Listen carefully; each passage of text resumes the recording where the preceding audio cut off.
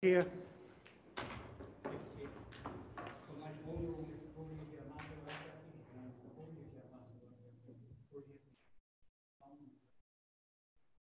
Amen. Do we have any apologies?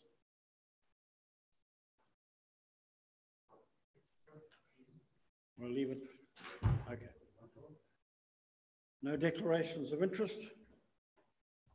Would someone move the confirmation of the non-confidential minutes, page 5? Seconder? Put that to the table. All those in favour, please say aye. Contrary carried. Matters arising?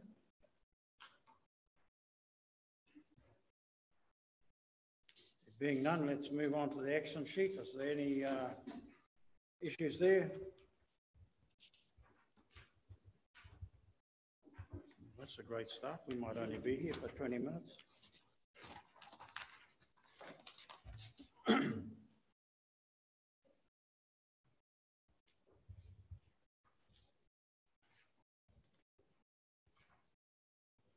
Yeah, sorry.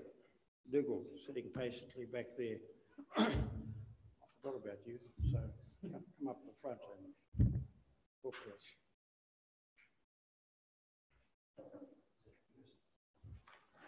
You can sit. Okay. Kia ora, everybody. My name's Dougal Hamilton. I've developed a new product called Respond, where we're using living fungus, living bacteria and carbon to be able to grow plants. The tests that we've had back from Fonterra are very positive and they're wanting to go ahead and move forward. One of the products in what I'm doing is carbon or biochar. We're using Pinus radiata to create this, and the ratio is about 10 tonne of biochar to 10 tonne of pine tree waste or slash to about 2 tonne of char. I was looking at one of your problems with the sewage is the waste disposal and having to truck out of town. We have the machinery to be able to reduce that problem into a solution, into a small, very small particle. We can reduce the amount of sewage waste properly squeezed with moisture reduced, and we can reduce 10 tonnes of your sewage waste into approximately 1 tonne of char, which can actually be charged and be spread back onto the pork farms as a final solution to be able to encourage pasture growth and get some value out of it, reducing the amount of chemical that is going into the environment and into that food chain. Can you show that first video? This is a machine that I looked at in America. What's going on here is the steam that's coming off is the vapor from the wood or the syngas. And what this machine does, and why I'm exclusively looking at purchasing this, is because it has zero gas waste or any sort of pollution in the air. So you can see this machine running now. It's producing biochar, but completely with all the gases removed and everything from the project. That machine there can process about 3 tonne of waste a day, but I'm just having to scale up in my business to be able to do it properly. That second one. The process of pyrolysis is just about the same as gasification. It's burning a product without oxygen through heat.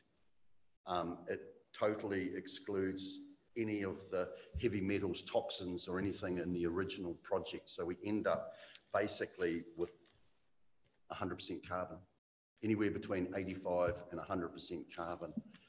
This process here shows a little bit of what's going on with the way that the machine runs. The feedstock goes into the first part on the left-hand side with that yellow imitating the wood chip. This is the forestry waste that they're using on this project to be able to render it down to a processable feedstock, which goes into the machine.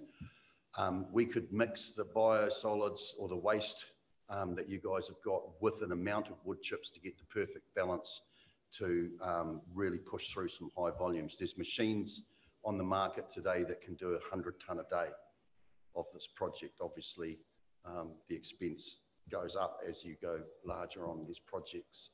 The guy I'm dealing with in Australia is a real expert on this. He started with all the gold mines in Australia and the uranium mines for creating power stations out of this product. The syngas that's left from the process can be used to run through a motor to generate electricity. So the whole system can actually become sustainable from start to finish. Do we have the last one? I've just used this last one as an indicator of what biochar actually is. It has a multiple benefit for everything that we're doing agriculturally or horticulturally in the ground. It really stimulates and activates microbial life and gets a really healthy environment. And a piece the size of your small fingernail can last in the ground for over 100 years. So one application can last for a very long time. So it's really carbon footprint. This is a glass of water, the exact same amount of the biochar, and it's being poured into the biochar. 1 teaspoon of the char has the same surface area as an American football field, so it's highly absorbent and extremely retentive. So you can see that the entire glass has been poured into the biochar without it even overflowing, so it's very super absorbent. So when it's applied to a soil environment, it retains moisture. And with our current climate and climate activity, growers are exposed to more longer periods of dry and heavier periods of rain. This gives us the ability to be able to level out those extremes to create a bit more of a level platform. I'd probably need to understand a lot more about the stream and the volume of product that's coming in, moisture content, but I just wanted to highlight to you that we can treat this product right at the point of where you're producing it. These machines are all transportable, and we can come in, whether it's on a continuous basis or whether it's just on a basis that can, it's pretty flexible and can fit into other people's management. Thank you.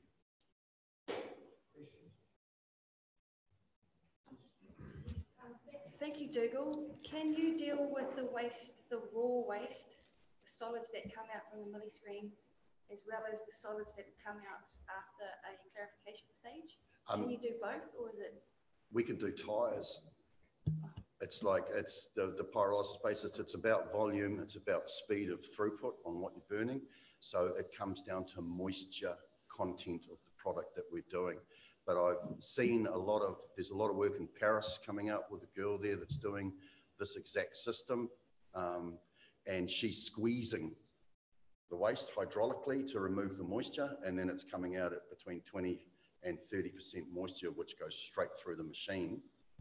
Because through the pyrolysis system, water is used to create extreme temperature. When water cracks, it actually burns because of the hydrogen level in it. So it's all utilized within the same process. It's extremely clever on a lot of bases, but we can have those machines dialed in to do those specific tasks. Yeah, Dougal, your experiments that you've had so far, have you had, you've been implementing them in any local areas around this region, you know, and have you had a good success rate so far with the programs you've been implementing? Yes, we've had trials. I've had trials going now for 4 years, but probably the biggest ones I've got now is with Whangarā B5, Mangatu Blocks, and Sedenko here in Gisborne. The Fonterra trial and Paihia tour is getting a bit scary because of the scale that these guys leap. They don't take small steps, they take really large steps. And a very impressive trial in Taihape with Trevor Benson from Howard's Pine. We're getting a 55% growth rate in his pine trees over and above the control. So he's looking at it very, very carefully, and has Scion coming in and overseeing a lot of the stuff. So a lot of that area has been taken out of my hands now. I just go in and do the install, and they come in and do the analysis, which is really good for me because of the data that's being able to get generated. Zesbury's getting on board, Fred Lewis. We're doing some trials here in the Bay. But the Sedenko ones that we harvested yesterday are showing a 30% increase in tomatoes without fertiliser being used. So what I'm actually hoping is that we can change the way that we grow. So through that process, we're not contaminating any environment, waterway, or existing place. And we can help growers to add value to their products with these new markets that are concerning around the world with nutrient levels and getting away from chemical use is probably my motivation here. Small growers being able to produce a high quality crop turns 2 or 3 acres into a viable income for a family. Yeah, that's one other question too. So what you've got on offer now for waste management and supposedly with our waste and everything, like what would be the next step to make, you know, to get this to come to fruition as a viable AUD, alternative use and disposal? The first thing is probably waste stream flows for the next 5 years potential.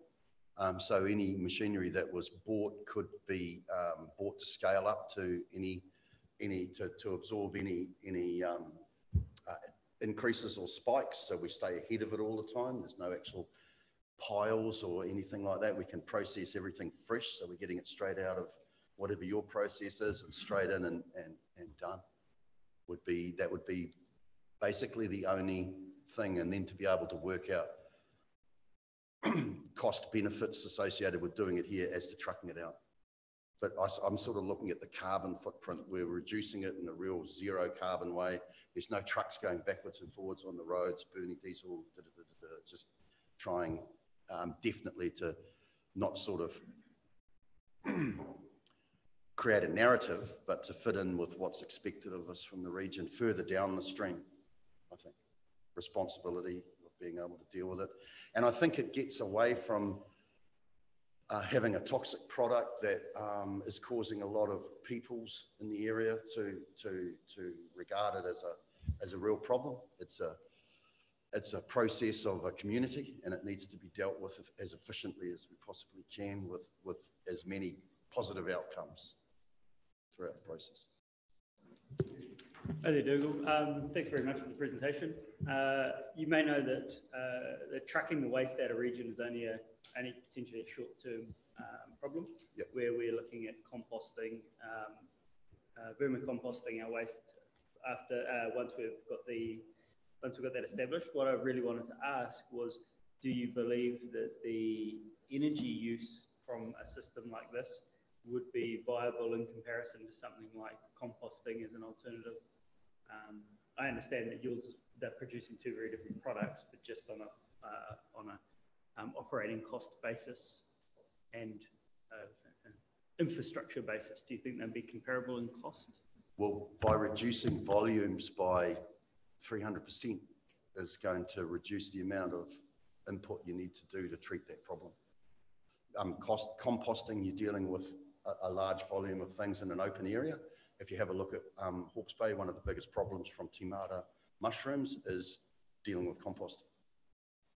As communities grow and there's more and more people, there's more chance of a percentage of someone complaining about that process. Being able to char it and deliver it and sack it and put it somewhere tight, that problem won't happen. But you also won't need the footprint to be able to do it. There's a big push out of a set of scientists in Paris in France, where she's using bacteria to actively digest the toxins and the problematic elements of sewage waste. And then she's charring the rest, and she's actually using the biochar. I should have passed that around. She's using the biochar to absorb any other toxins that the bacteria waste, plus the energies and the secretions from the bacteria. And then she's using that in the burning process again. So it's all being utilized within the same process. And just driven, the volume is being driven down every time it's being used without any extra cost.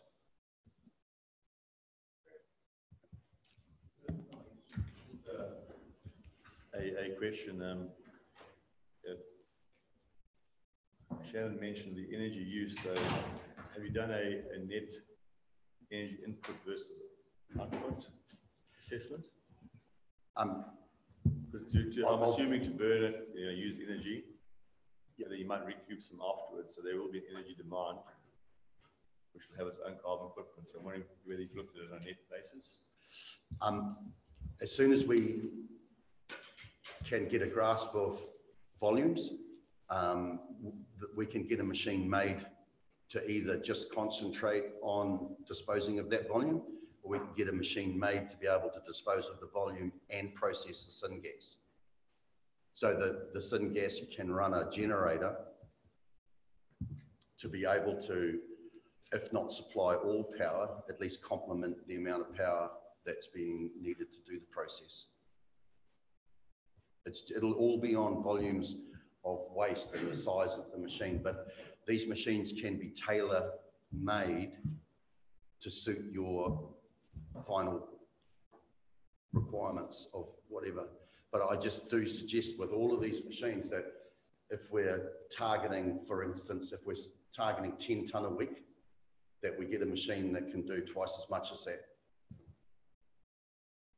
Just to be able to handle periods of all these camper vans with all these people, you know, like all these spikes, and you know, the last thing you want is problems with a system because of those spikes. We need to not work within the volumes. We need to work within the parameters of the spikes. It's very important. Thanks for your presentation, Dougal. I guess it's very encouraging. This is the level of innovation that we're anticipating by, I think, pursuing what we have done and pushing this whole wastewater treatment. It's also encouraging that it helps us to deal with another problem. And I look forward to seeing what else is going to come from it, certainly finding out more from it, as you appreciate. Certainly from a iwi representative's point of view, as we're all involved in land and horticulture and development. So it's potentially multiple benefits from this sort of innovation. So I look forward to hearing more. Thank you. We could even get to the point, and this is a pretty extreme thing, but I like to look at the ends of the outside of the square, where places like Wainui could have a contained sewage unit rather than the expense of having to pipe it into the existing one, where we could use some of the technologies that are coming out of Europe, especially, and Japan, to be able to deal with that product in a very environmental way in that own area without having the massive expense of having to pipe that from that source into this source, but rather deal with it at the point of problem. Thank you. No further questions. Thank you for that, Bill. Thank you very much. All the best for the project. Thank you. We'll move on. I don't have any business. Notice of the motion of adjourned business. We'll go to page 12, which is the budget, adoption and disposal. You've all probably had an opportunity to look at it. Anyone want to discuss anything? If not, I'm going to move the recommendations. Are you going to talk to it? No, Kurt?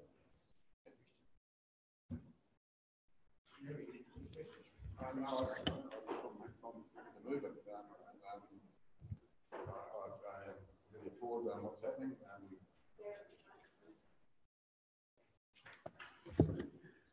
Yeah, no, I want to move it, and I just want to applaud what's happening with the PGF application. I think yeah, it's the next one. Yeah. A seconder? Thank you. Thank you. I noticed that we did have some actions in the report around what the Wastewater Management Committee's function would be. So monitoring, recommending trials, monitoring AUD trials, and those things are, and whilst I applaud those actions, I wonder what the function of the Wastewater Management Committee is in its entirety is going to be, because going forward from here, this is the primary thing we've got to discuss, isn't it? Is AUD, because we're no longer working on further pieces around the wastewater treatment plant. I'd imagine the monitoring of that project will go to assets and infrastructure,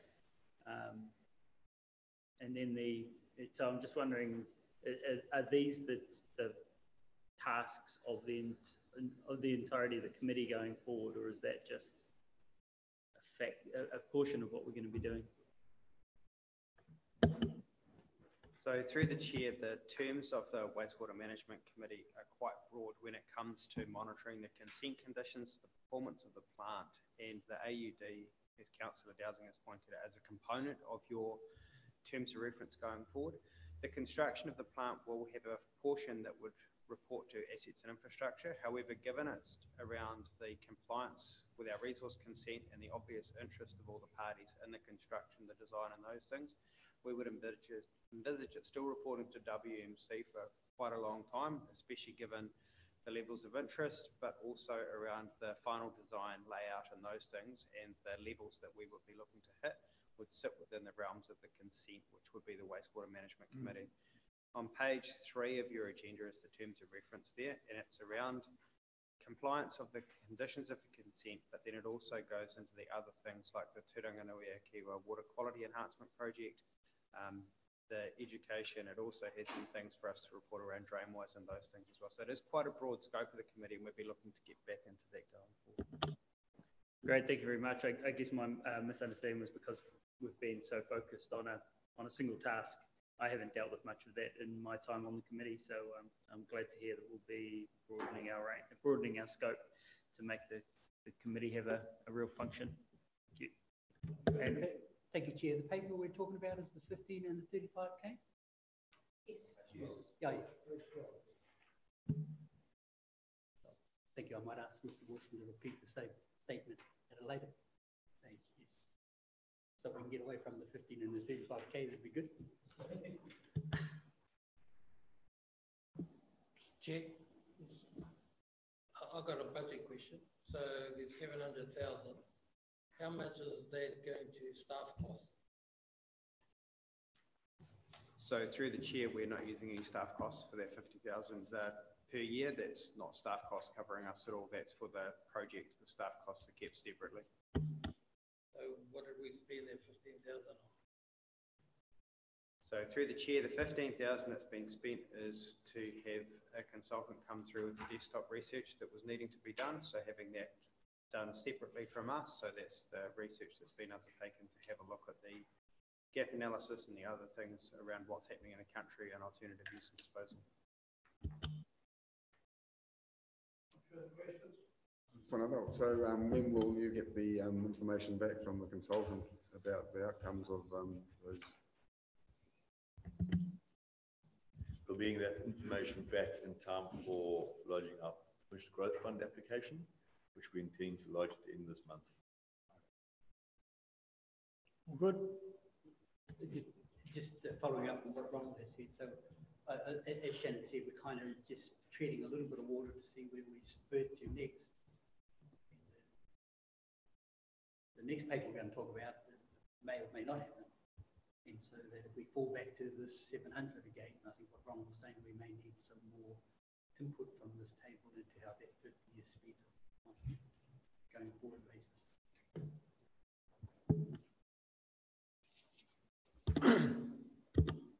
Put the recommendations to the table. All those in favour, please say aye. Contrary, carried. We go to page 18. Trust you've all had a read. Comment? Wolf, do you want to speak to it? Yes. Yeah, thanks for giving us the information for a potential PGF application. When the government announced that $1 billion fund, I had all these ideas around wastewater in my head, and that was in February last year, and I put together a 2-page document that I sent to just a few people of where my thinking was going.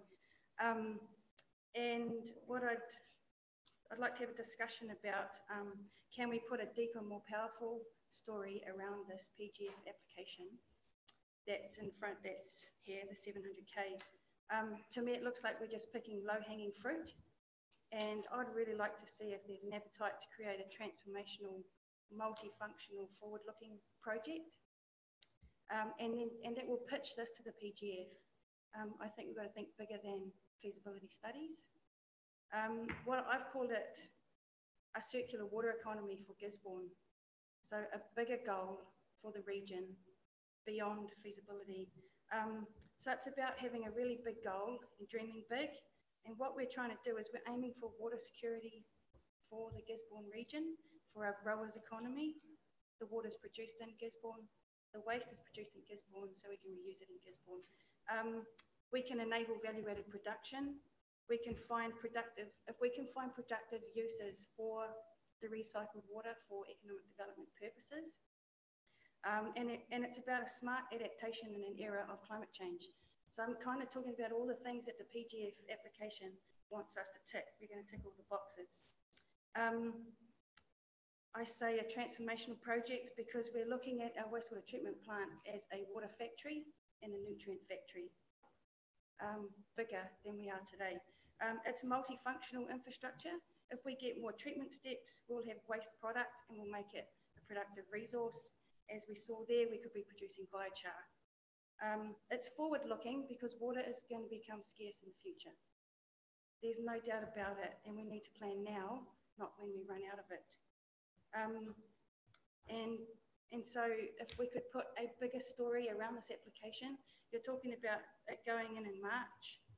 We've heard people say, what's the input of WMC to this project? Maybe we could have ideas such as this, a circular water economy. I think this is precisely what the PGF is for. It's for game changer projects from the regions. So let's produce one. Let's try. There's nothing to lose to do that. So I just thought I'd put that out there to see what the rest of the committee here is thinking in terms of the PGF application.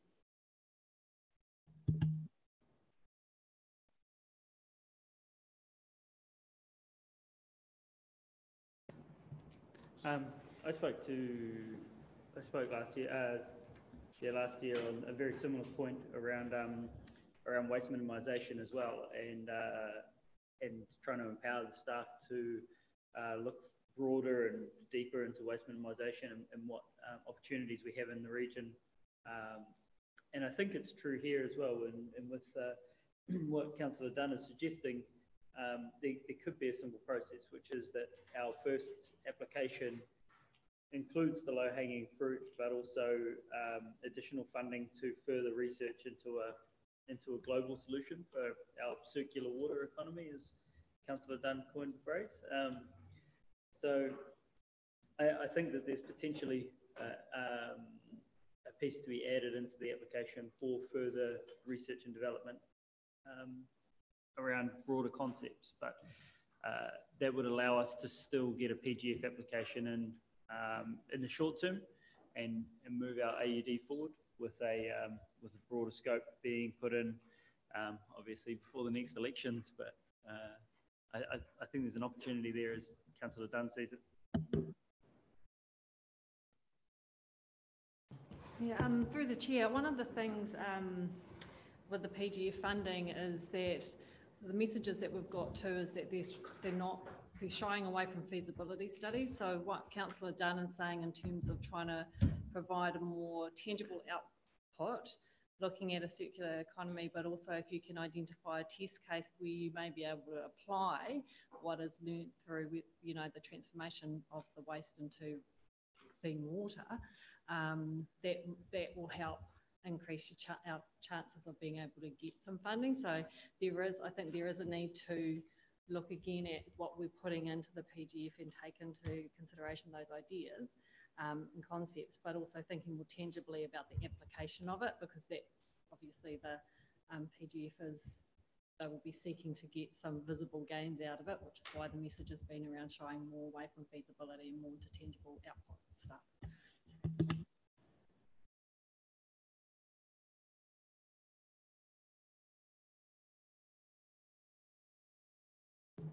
Yes, Chair. I think the application is to be looked in the framework of alternative use, in the framework of the consent is expiring, in the framework of what iwi want. And I don't think iwi can afford to do another big look around. I think the opportunity to get started on something has to take place sooner rather than later. you know. I believe the PGF, whilst this one may look like low-hanging fruit, it won't stop further applications for a wider project as well. But I do believe there is some need to hurry this to make Iwi confident that we are keen to address the conditions of our consent as best we can. How far advanced is the application? And how detailed? Does it cover some of the points with, Through the chair, the application is in draft form. We've been working on it since November, December last year. We are looking at bringing together a very robust, comprehensive application, and I'm encouraged by what Councillor Dunn has spoken about, because at this stage we haven't got that level of detail in the paper, but we are framing it in terms of economic impacts, regional growth, and I can assure you all the matters you've spoken about and the Chief Executive spoke about in terms of the wording, it is being included in the application as such. By no means are we looking at low-hanging fruit at the moment. We are being ambitious. further questions? Someone move the recommendation? Oh, sorry, second. Put it to the table, all those in favour, please say aye. Aye. Contrary carried. Go to page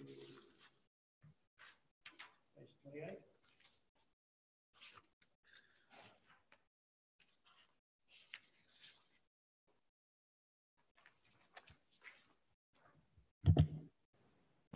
Again, you all have the opportunity to read this. You want to speak to the board?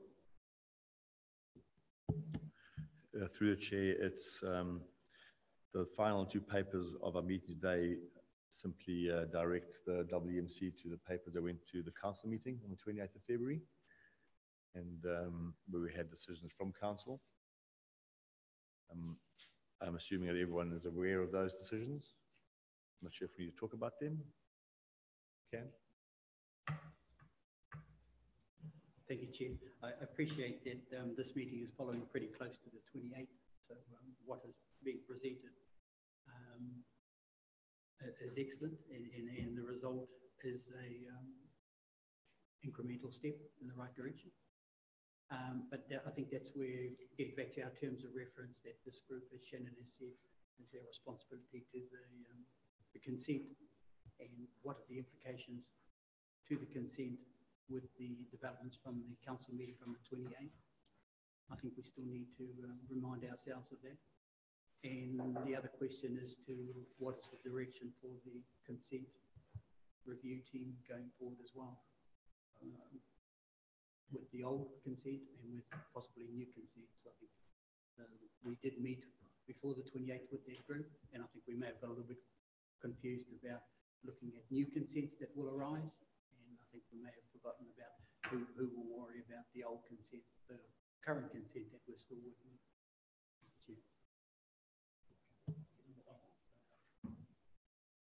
So through the chair, we are still working through the implications of the decisions from council from the other week.